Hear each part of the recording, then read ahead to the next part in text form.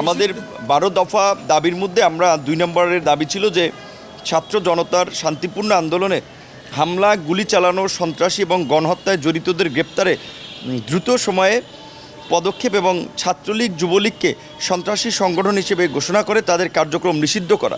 কারণ হচ্ছে এই ছাত্র জনতার শান্তিপূর্ণ আন্দোলন সহ গত 1.5 দশকে শেখ হাসিনার ফ্যাসিবাদের সবচেয়ে বড় লাঠিয়াল বাহিনীর ভূমিকায় ছিল ছাত্রলীগ যুবলীগ। এই গণহত্যায়ও তাদের একেবারে সরাসরি জড়িত থাকা, গুলি চালানো, হামলা চালানো এই তথ্যগুলো উঠে এসেছে।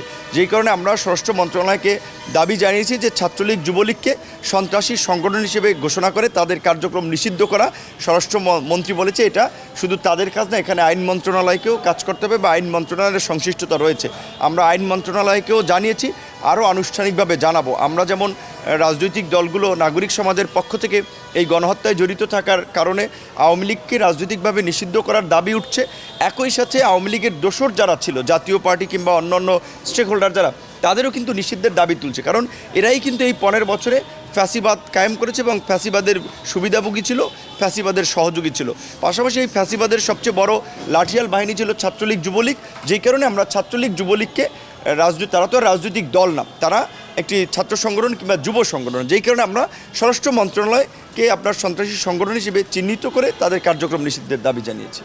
এনজিওর কিস্তি প্রথমবার বিকাশ পেমেন্ট করলেই 20 টাকা ইনস্ট্যান্ট ক্যাশব্যাক।